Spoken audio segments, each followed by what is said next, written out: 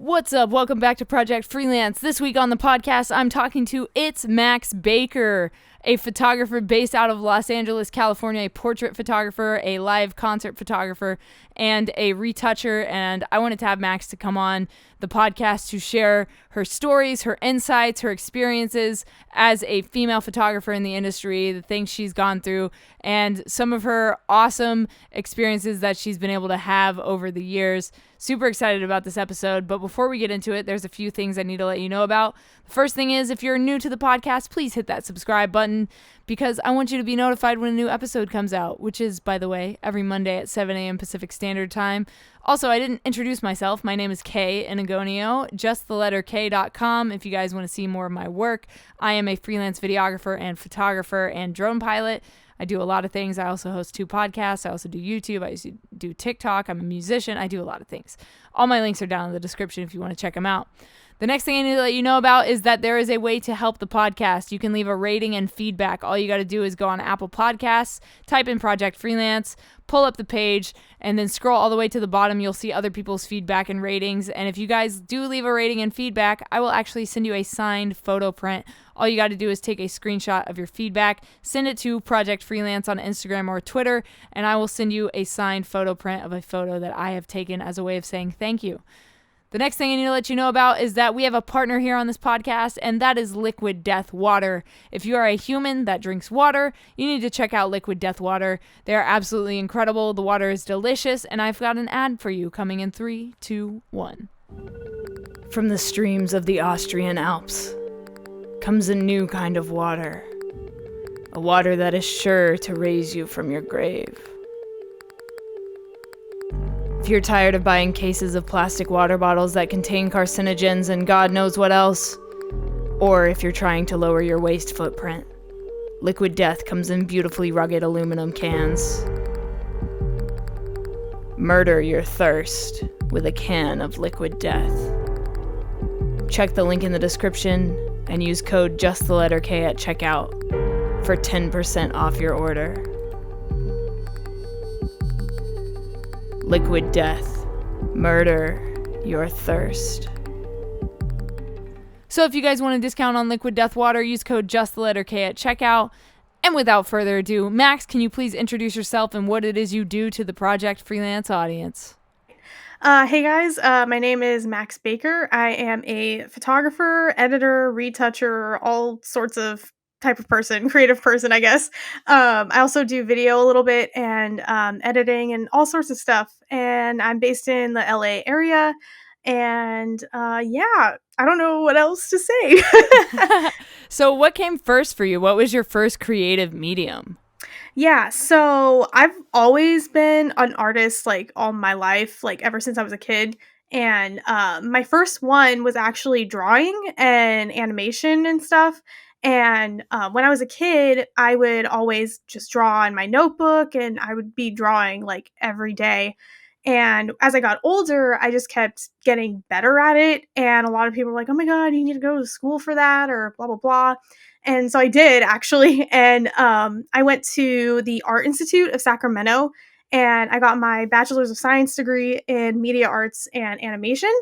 And while going there, I actually have a twin sister. And so she's in film and she was going to the school for film. And because of that, I guess I just kind of started hanging out with the film kids and being on set and working on short films and all that stuff. And that's how I got introduced to photography. And I just picked up a camera on set and was like, oh, I could do like behind the scenes stuff. Like, why not?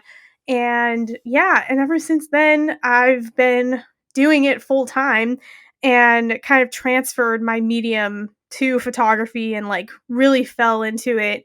And then eventually got into music photography as well. And I was an avid concert goer anyway. And one day when I was like building up my portfolio for photography and just posting it on Flickr at the time, because this was like 7 years ago or so, and I would be posting my work on Flickr when that was a thing.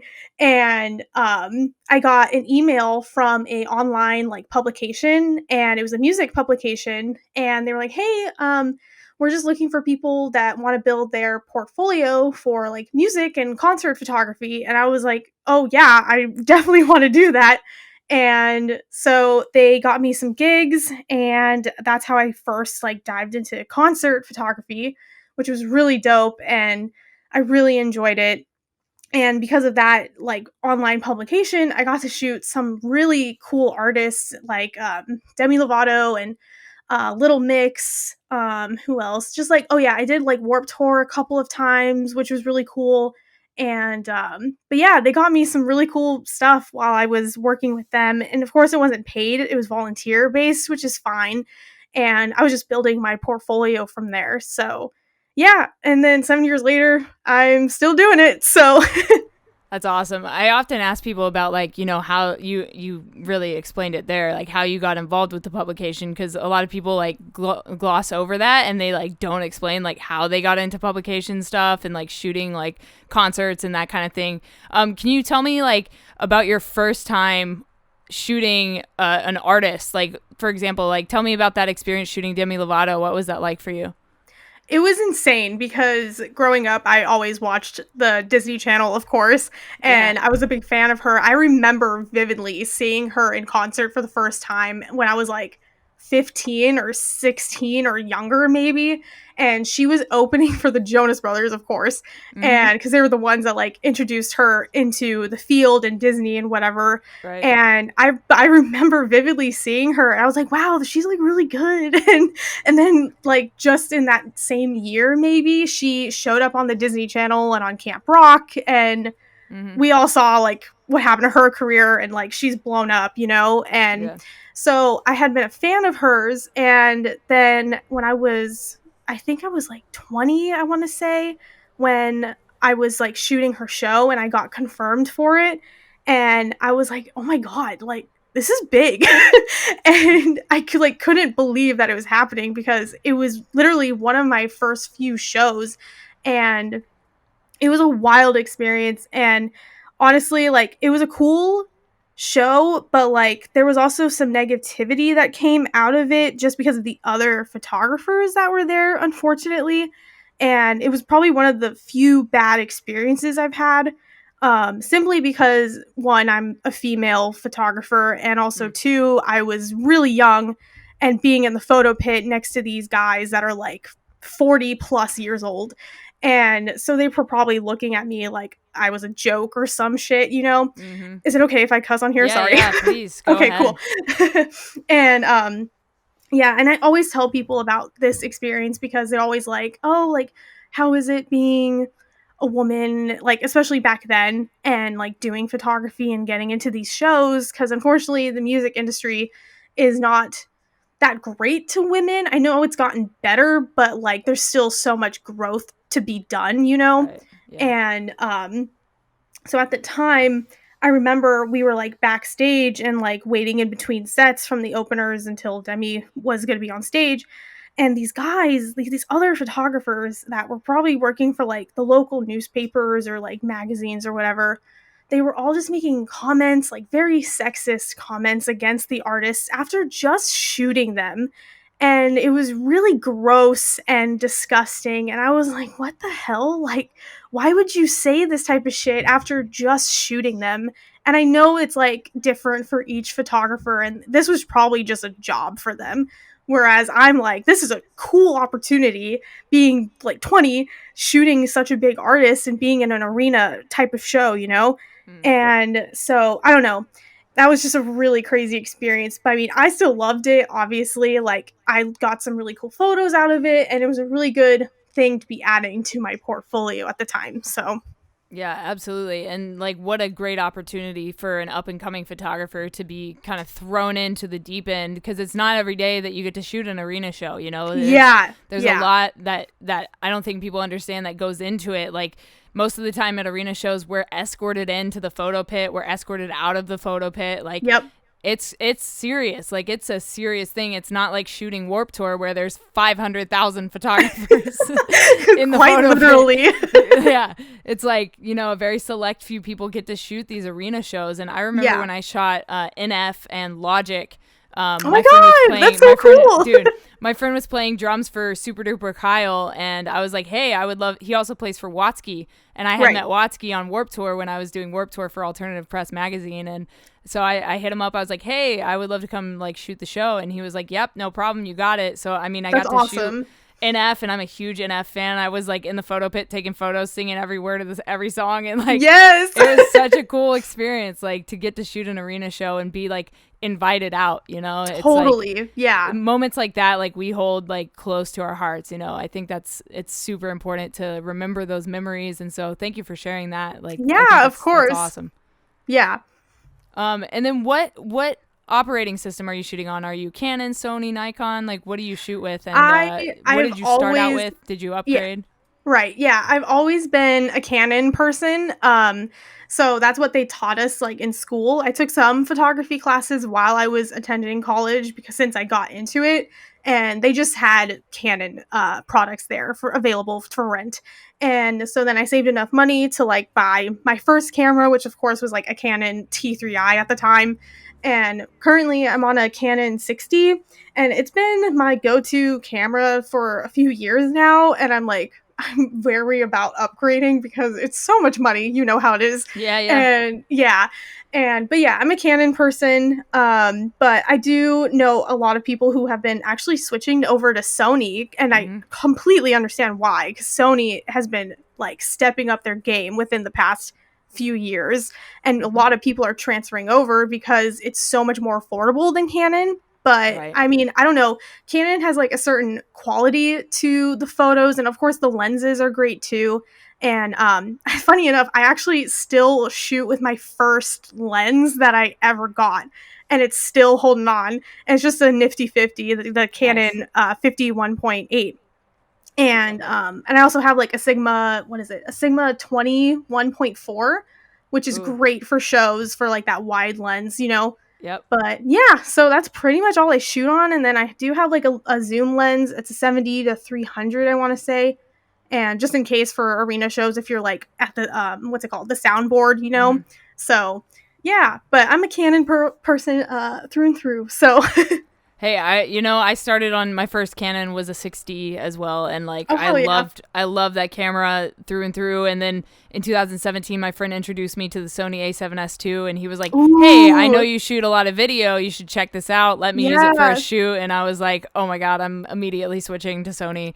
And I dude, kept all yeah. my lenses. Like I didn't want to sell all my lenses and have to buy new lenses, so I just bought a Metabones converter, and so Oh, I yeah. still use all my like Canon lenses, my Sigma lenses, everything. And I shoot manual anyway, so it's not like I rely on that autofocus feature, Right. which is still really great. But I mean, if you shoot manual, like you can switch over to Sony and still use those lenses. It's no problem. Oh, definitely. Yeah. My sister, she, like I said, she does video too. She just switched to Sony last year, I want to say. Yeah, And like she saved up for it. And there was a deal going on at Best Buy. And so she's doing nice. that. But, and she does video. And so she switched to Sony. And like, it's insane how different the quality is compared Mhm. to like Canon and Nikon, even though I don't care for Nikon personally. Same. Yeah, I don't get it. Like I I've don't get worked it. with it before, but it's just not the same. Yep, yep, yep. Yeah, The so first camera I ever used was a Nikon, and I was like, I don't like this very yeah, much. I feel like it's not like user friendly. Right. It's like Yeah. complicated. It's like old school or something. I don't know what it Yes. is. Maybe we're just too young for Nikon. Maybe, I don't know. Like it's whatever. But yeah, Sony's great. So Nice. So, have you ever had any like internships or mentorships or anything like that? no, actually, I didn't get to do an internship in college, which I was really bummed about because it was in Northern California, and of course, a lot of like better opportunities are here in SoCal, and I didn't get to move or like do anything at the time, in order to do the internship, which is fine. I still got a good college experience, but as far as mentorship, it was basically a lot of just the Sacramento creative community at the time. Like, there's a big Instagram community in Sacramento, what, in like, I want to say like 2014, 2015 ish, 2014, 2016, And they have a really great creative community out there with like a bunch of different aspiring models and photographers and all this stuff. And there's this one guy um, that I'm still in contact with, and he's great. His name's Abel Insane on Instagram. And he actually taught me some like retouching tips at the time. And when I first met him and like hung out with him and shot with him and whatever, he had like maybe 6,000 followers, and it's crazy to see how much he's grown. He now has, I think, over 100K. I'm blanking on how many He's at followers he has now. 105. Yeah, he has a lot. So but he's fantastic. And so before he like blew up, like he was teaching me some retouching stuff and like how he was shooting people and like connecting with people on set and like um just reaching out to people on Instagram. He taught me a lot of stuff at the time when I first met him, which was fantastic. I'm very grateful for what he taught me, and I still use some of his methods today. And as I do my own retouching, so yeah. But I think he's like the main one I would say, like a mentor. But mostly, I just connect with people. Like I literally half of the people I know and I'm friends with is because of Instagram. Yeah. Like yeah, and I'm sure that's how it is for a lot of people, but like back then, like when it was around Instagram like first coming out, probably like 2012 or so, and so during college I was connecting with like photographers and the creative community and all that stuff, and there would be like meetups every week, especially during the summer. And I remember it was like called Good Tuesdays or something from one of the photographers that would host it. I want to say his username's Good Thompson, and he's fantastic. And him and like some other guys would always like post these or host sorry host these meetups every summer, like every Tuesday. And it was like an open invitation, free to go, and like anybody could go if they wanted, if it was their first time shooting people or they're just trying to build their portfolio, or if you're experienced and you just want to keep connecting with people, you could do that. It was really cool, and I'm still very grateful for that community because that definitely really helped me a lot with like meeting people, meeting models, meeting other photographers, and making friends. And it was really cool. So I can't express to people enough about how important and how cool these photo meets are. I remember, obviously this past year we haven't been able to do any, but I know. here in LA, we used to have like every day there was something going on. You have TFTI, Conquer LA, Street Meet LA, Mask Demons. There's so many different groups and collectives that do these photo meets. And like for myself, like I also cosplay as Spider-Man because like fuck. Oh, that's awesome. You know what I mean? Like I do what I want. But yes. It's so cool. Like, and I've made so many amazing friends that way. And I also explore abandoned places. So like I've met so many people through those communities that also like to explore abandoned.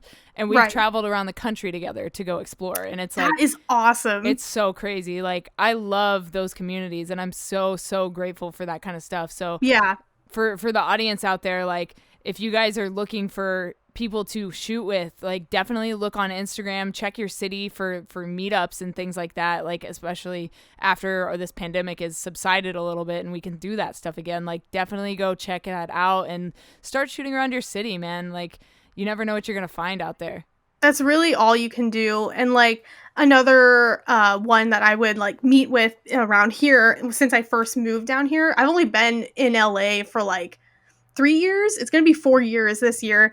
And but one community that I came across, they're called TGS Collective. I don't know if you've heard of them, but but they're great. They usually host like monthly meetups. Of course, this was pre COVID, and hopefully that'll start back up again whenever things get back to the swing of things, and we can actually go out when it's safe.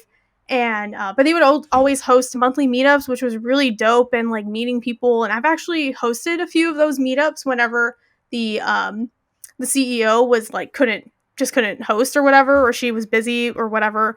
And but that was really cool. And I completely agree with what you were saying. Like Instagram is a powerful tool. It was way better back in the day. Obviously, we don't talk about the algorithm because it's absolute shit now.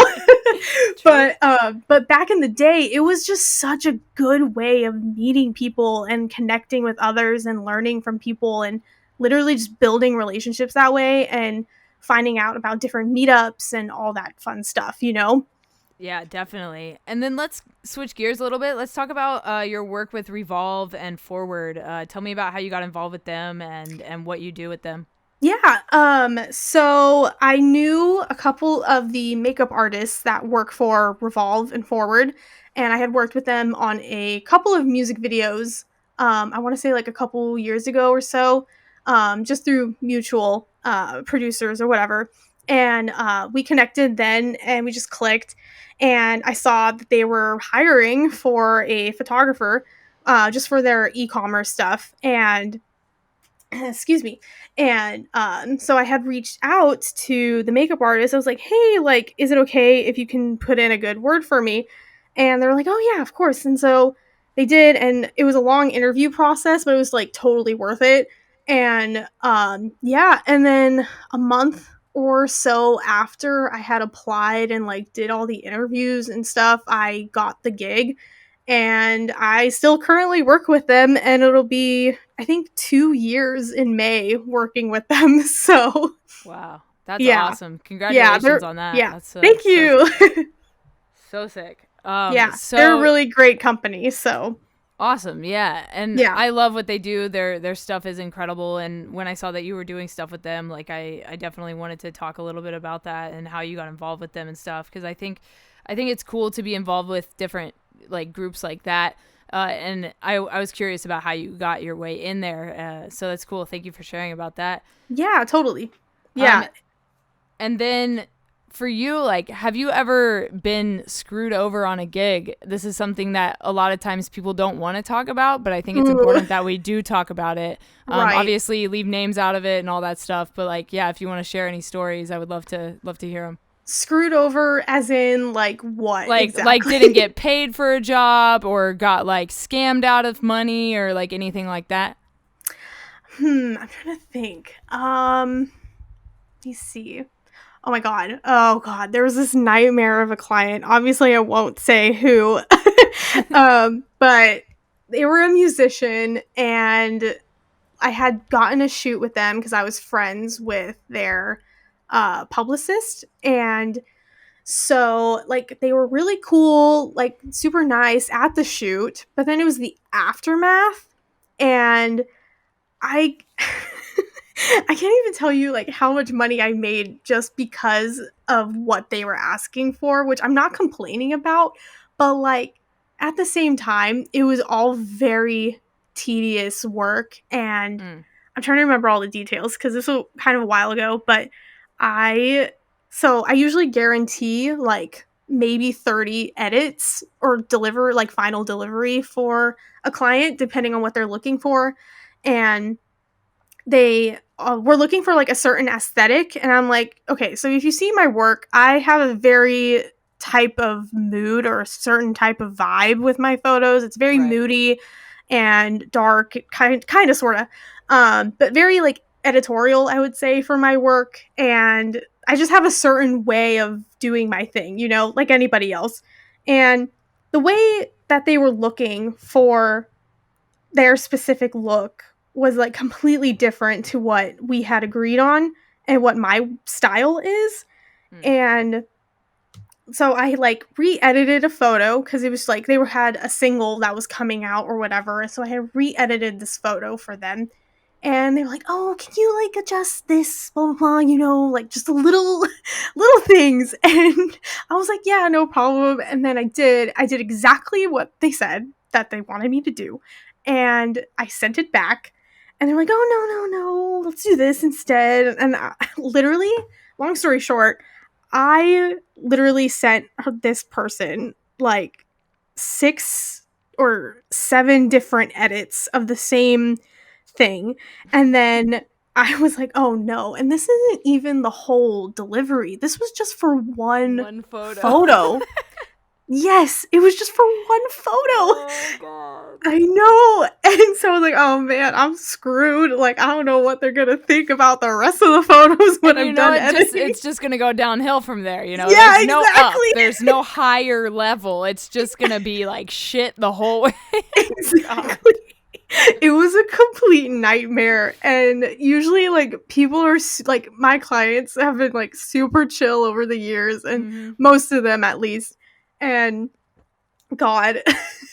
And then so I like sent her the final edits of like the rest of the shoot, okay?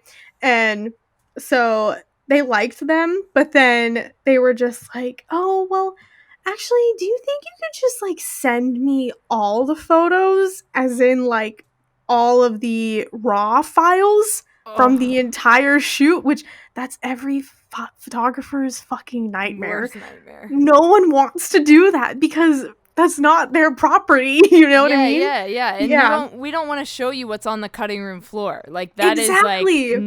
not the way we operate at all. Exactly. It's like that's not how it's supposed to work. I just want to Mm-hmm. present with you like the best work I have from our shoot that we did. I don't want you Yep. to see all the bloopers or like Yeah. something that you The don't look photo of good the in. floor when you were white balancing or like what. Exactly. Throwing the presets on and doing all the Yeah, retouching, yeah. And yeah, so that was a freaking nightmare. And God. I was just so sick of it that I just sent her. I didn't send her raw files. I sent them just like high quality JPEGs, and yeah, so that was fine, I guess. But Oof.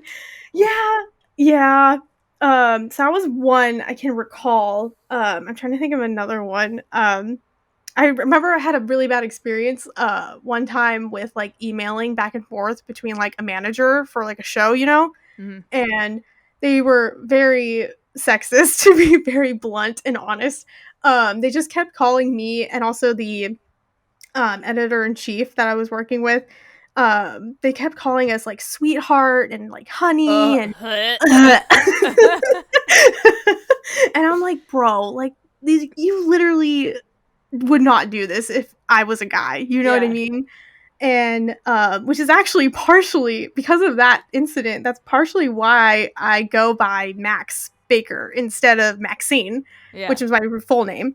And you have no idea how many emails I've sent back and forth between people like reaching out for like gigs or whatever. And they'll be like, "Oh yeah, man, like no problem." And then I show up to the gig and they're like, "Oh, you're Max?" I'm like, "Yeah."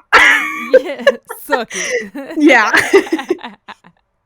Wow. Oh Yeah. man. It's crazy. It's crazy how women are treated so differently in not only our industry but, every industry across the board. But I mean like Right.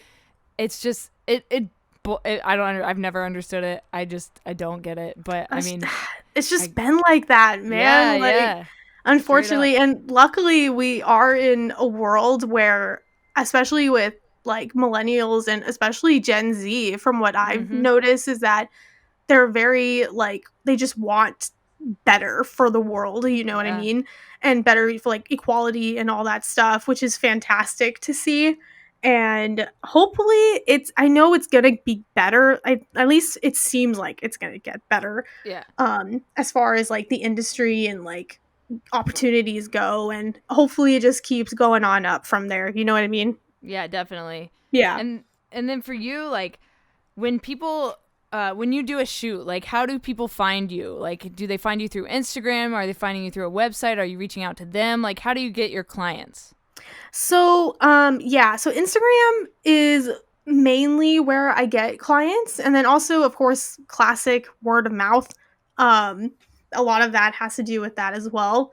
um what else? And then sometimes I'll get stuff through my website, depending on like people, but it's literally from what I've experienced, it's usually Instagram, and like somebody knows someone and then they'll just Mm. refer me to them, you know what I mean?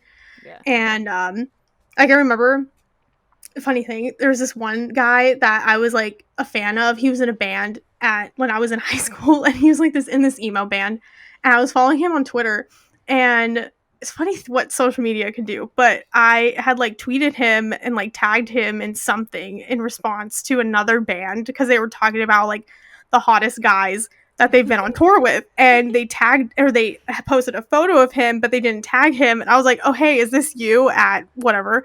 And and he's like, "Oh yeah," and then he followed me back, and he messaged me on Twitter and he was like, "Hey, I really like your work. Next time you're in LA," this was before I moved to LA, and he was like, "Next time you're in LA, let's try shooting." And I was like, "Yeah." Duh. And, yeah, and we're still friends to this day, which is Wow. crazy. But yeah, a lot of it is social media, Instagram mainly, sometimes Twitter, just randomly. Um, but yeah, again, word of mouth is very important. Whenever you're working with someone, you never know who they might know. Yep. And if they have other people that might need a gig or something, or need photos or a video or whatever, and just go from there, I guess. But yeah, word of mouth is very important, which is why I always try staying connected with people. And no matter what, no matter if you have like 100 followers or like 5,000, 10,000, 50,000, you know what I mean? It doesn't matter to me. Like, it just matters that you're a cool person that I can work with Yep. and that I can produce like some cool content for you. You know what I mean? Absolutely.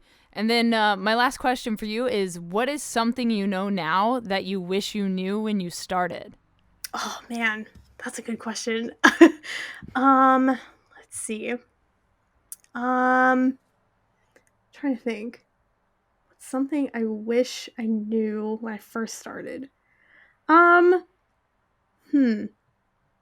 Oh man, I'm trying to think. That's a really good question. Hey, take your time. That one gets Yeah. everybody. That's the last one for a reason. It's my favorite Okay, question to ask people for because sure. it's such a like profound like what the fuck whoa. Yeah. Yeah, right. Um, man. Well, how would you answer that?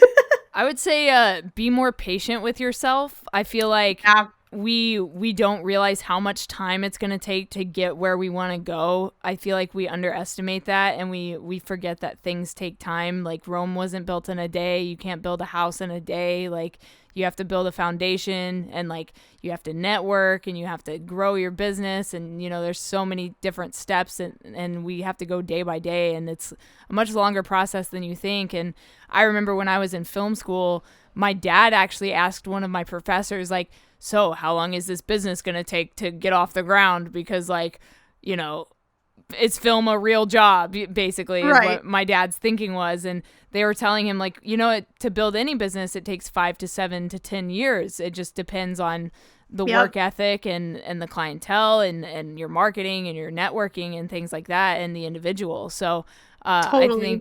think it depends on, there's so many different factors that go into this. And so my answer to that question would be just be more patient with yourself and realize that it takes time. Absolutely. I completely agree with that. Um, Another thing is that practice makes perfect, and that it's not going to be like the perfect results when you're first starting out. You know what I mean? And you're not going to get clients immediately. And I mean, I'm glad with how I first started out because I was literally just reaching out to like any photogenic friends of mine. Mm. And I was like, "Hey, I'm trying to do like portrait photography. Do you want to be a model for me just to practice? It's going to be free, obviously, you know." And that's like how I first got into portraiture, I guess. And same thing with band photography. I knew some bands that from shows that I would meet and like become friends with, and I was like, "Hey, like I'm first starting out with photography. Do you mind being like my subject?" And they're like, "Yeah." So Sick. but man, I'm trying to think of another thing though. I guess that it's just not going to be the same every day, Mm. and just keep practicing. I mean, that's all I can really think of. I think that's what makes it exciting, that it's not the same every day. I think that's Oh, why we love absolutely. this so much, Like I tried to do the 9 to 5 thing and like I can't do it. Like sitting Right. behind a desk every day, like it makes me go crazy. And so I Yeah. love that I get to shoot something different every day and that I get new experiences every single day. Right. Same. Yeah. It's great like connecting with different people all the time and getting new clients and even getting like repeat clients. It's always great reshooting with people that like grew to love your work and trusts you, and it's great to get that consistency. Mhm. But yeah, I guess like just don't be shy. about reaching out to people, or if you do like landscape photography and you want to do nature photography. Like, I know this one guy who is a fantastic nature and explorer, like adventure photographer. His name's Jose, and he is so good. And I first met him he was in a band, and he wasn't even into photography. Like, he enjoyed it as just a hobby, but then now he has like a really good following, and he does some of the best exploration photography I've seen. Like, I've seen his before and afters, and I was like, oh my god, he's so good. And but yeah, I think it's just important to like explore that hobby and explore what you enjoy. And because sometimes you might outgrow a certain hobby of yours, and you might find out that you actually like doing this other thing instead. And don't be afraid to jump for it and just practice and go for it, I guess. Yeah, no, that's great. Great advice. Yeah.